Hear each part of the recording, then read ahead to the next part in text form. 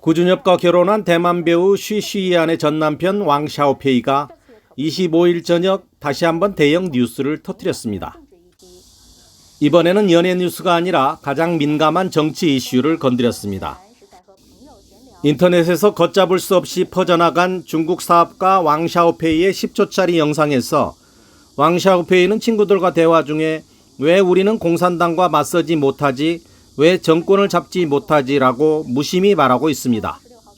그러나 이 말은 중공이 가장 두려워하는 사열을 건드린 셈입니다. 26일 오전까지 웨이보에는 네티즌들의 관련 영상이나 댓글을 단 하나도 찾아볼 수 없었습니다. 한 웨이보 이용자는 왕 샤오페이의 영상을 게시한 지 10분 만에 자신의 계정이 차단됐다고 밝혔습니다. 이런 일은 무슨 의미일까요?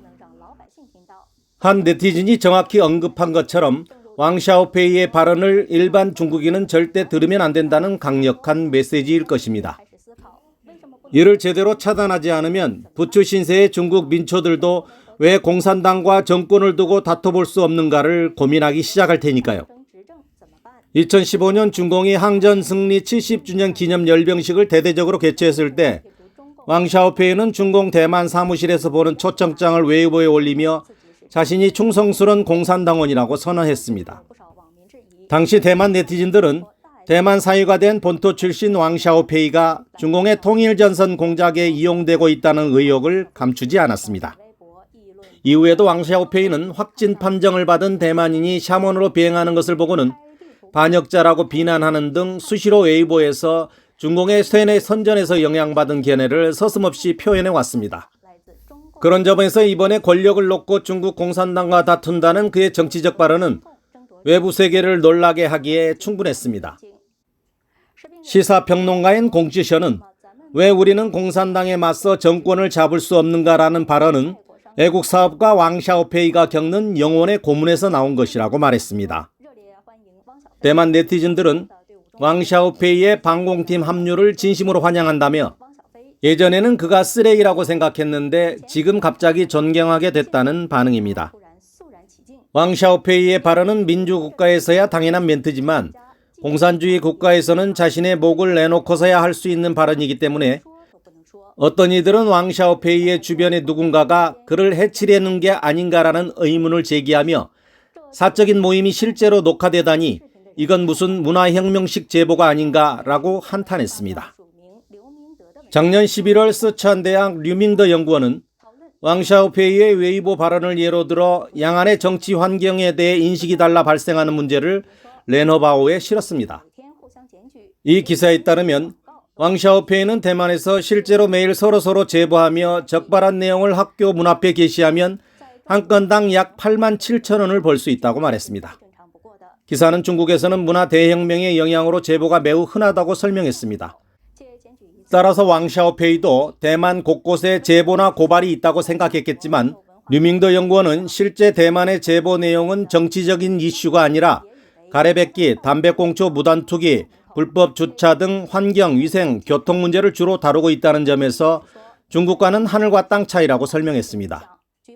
이 기사는 또 중국 인민은 감히 중공 지도자를 비판할 수 없다며 CCTV의 유명 진행자 비프첸이 마오쩌둥을 조롱해 결국 숙청된 사례를 들었습니다.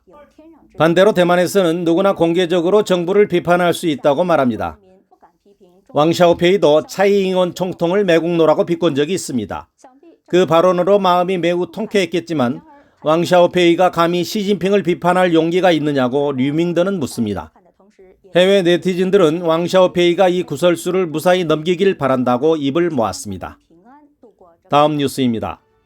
세계 최고 부자 일론 머스크는 델라워의 형평성 법원 판사에게 10월 10일부터 시작되는 트위터 인수 관련 재판을 일주일 연기해달라고 요청했습니다. 26일자 법원 문서에 따르면 머스크는 트위터가 제안한 10월 10일부터 5일간의 법정 심리를 10월 17일부터 일주일 연기해달라고 요청했습니다. 이번 소송은 머스크의 440억 달러 인수 계약권 포기 관련 트위터가 제기한 소송입니다. 머스크의 변호인은 판사에게 교착 상태를 깨고 상황을 빠르게 진행해달라고 요청하는 서한을 보냈다고 말했습니다. 25일 미국 최초의 기업 재판 법원인 델라웨어저 형평성 법원 부장판사는 10월 10일 첫 심리를 명령했지만 정확한 시간표 작성을 양측에 맡겼습니다.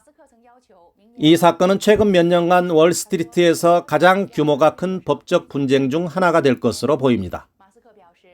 머스크는 트위터의 허위 계정을 철저히 조사하는 데 필요한 기간이라며 내년 2월 재판을 요청한 바 있습니다.